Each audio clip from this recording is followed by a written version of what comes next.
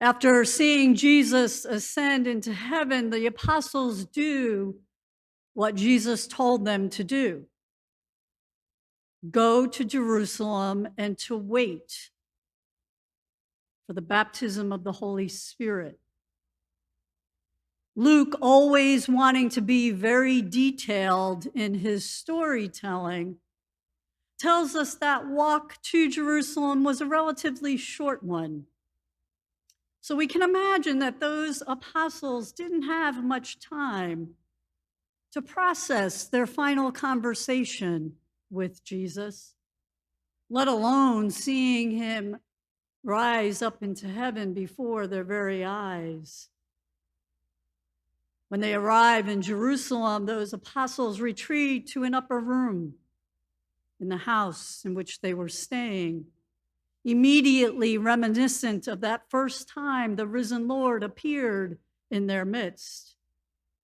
And they were hiding behind locked doors, filled with fear and inconsolable grief. And Luke gives us a roll call of all those who are present. First, he names those remaining 11 disciples, wanting us to be sure we notice who it is who's missing. Judas, the betrayer.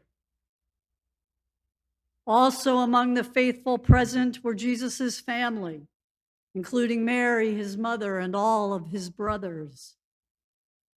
Daily, they met together to pray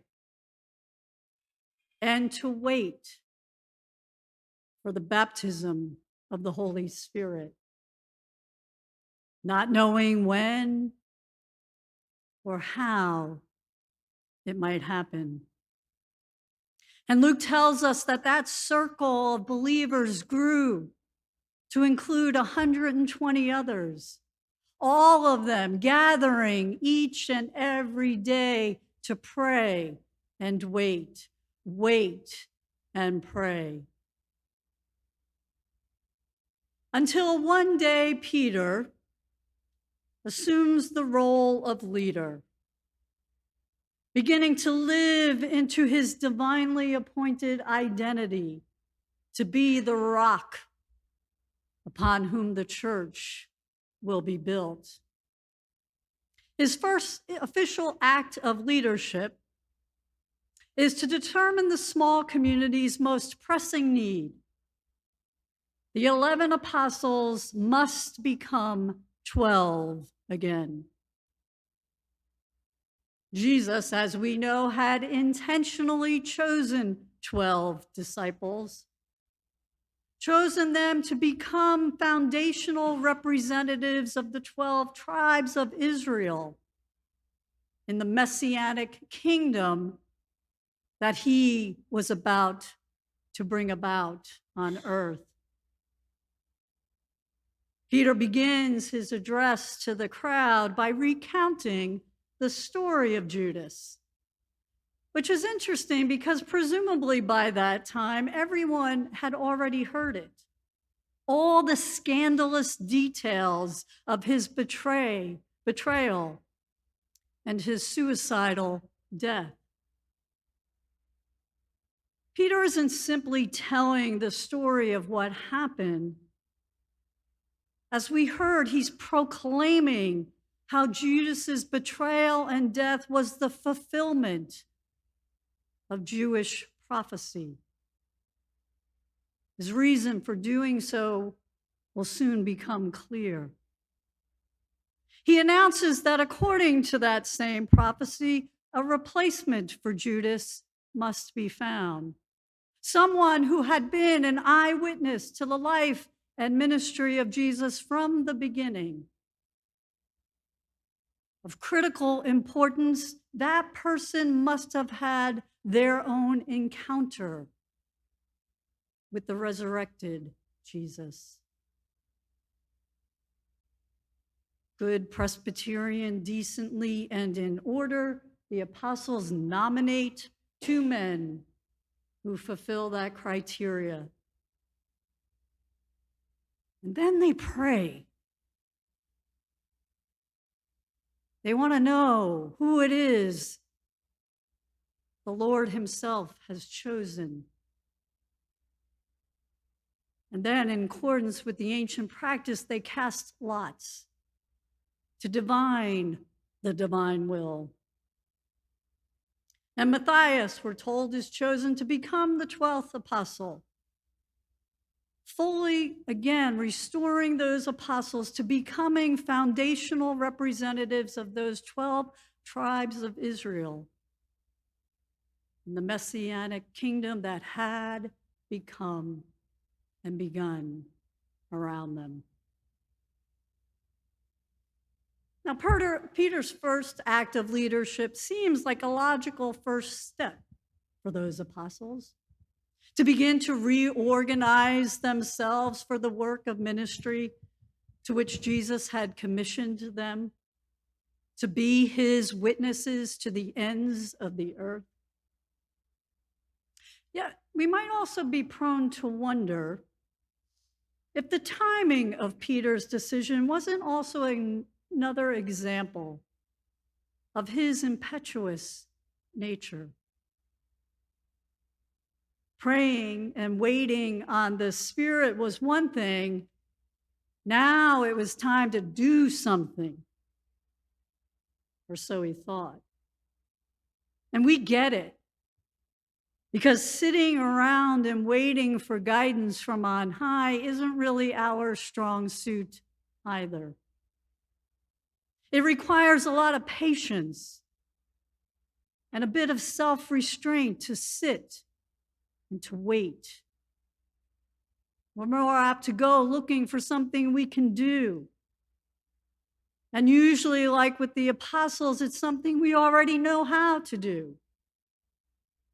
Or the dreaded, we've always done it that way before.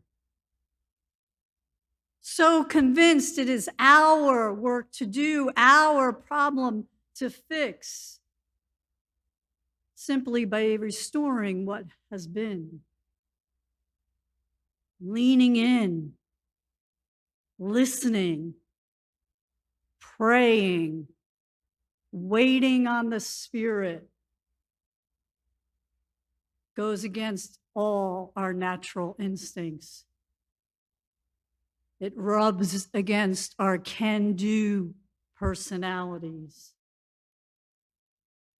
And so more often than not, we fill that space that was meant for the Spirit to do a new movement within us.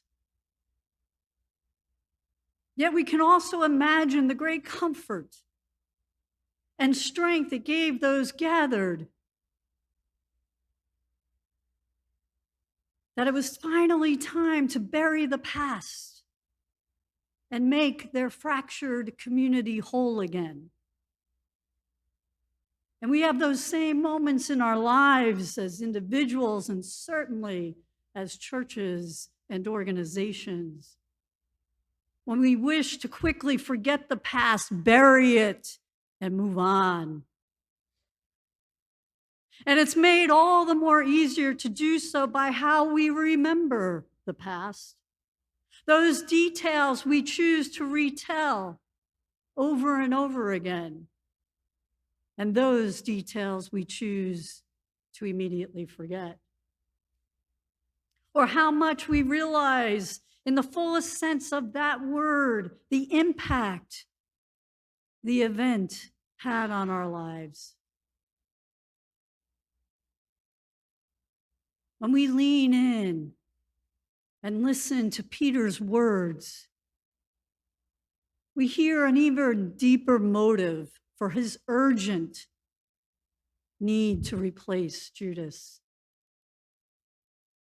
That they were down a man was too much of a constant reminder, not just of Judas's betrayal, but of their own.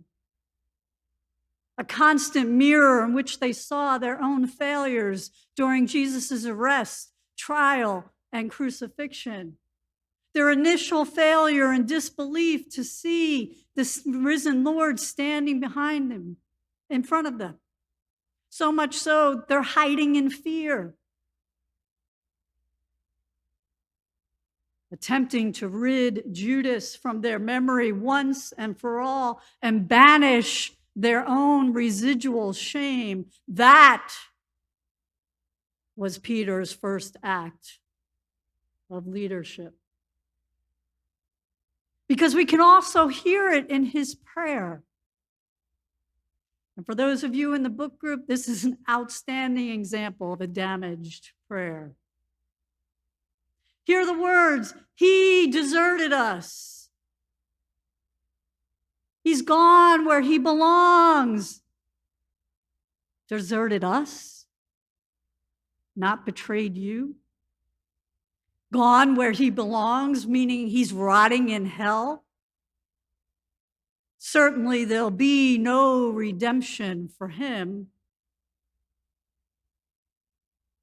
That's a prayer from the heart of impetuous Peter, who denied Jesus not once, but 3 times. The same heart of Simon, the contrite, whom Jesus forgave not once, but 3 times.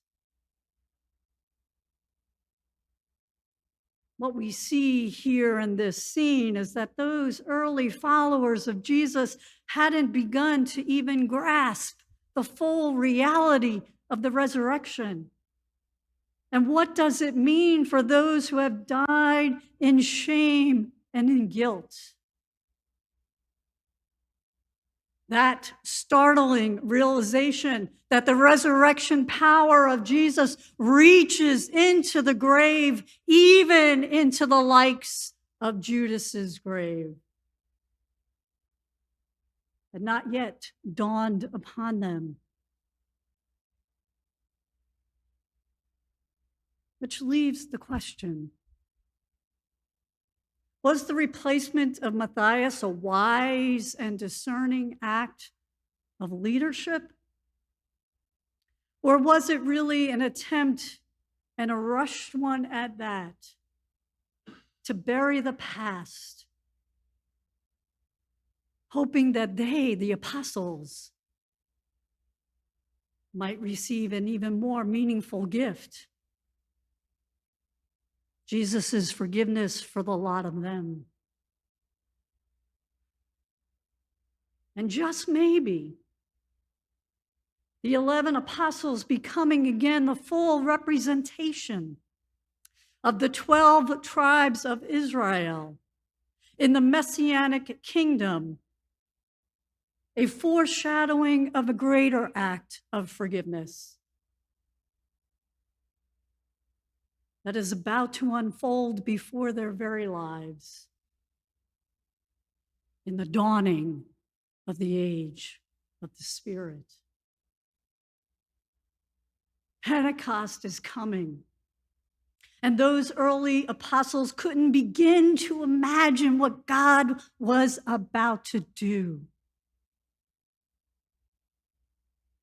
This is the first of many cliffhangers in Luke's retelling of the story of the Acts of those apostles. For now, we leave them gathered together daily, praying and waiting, waiting and praying.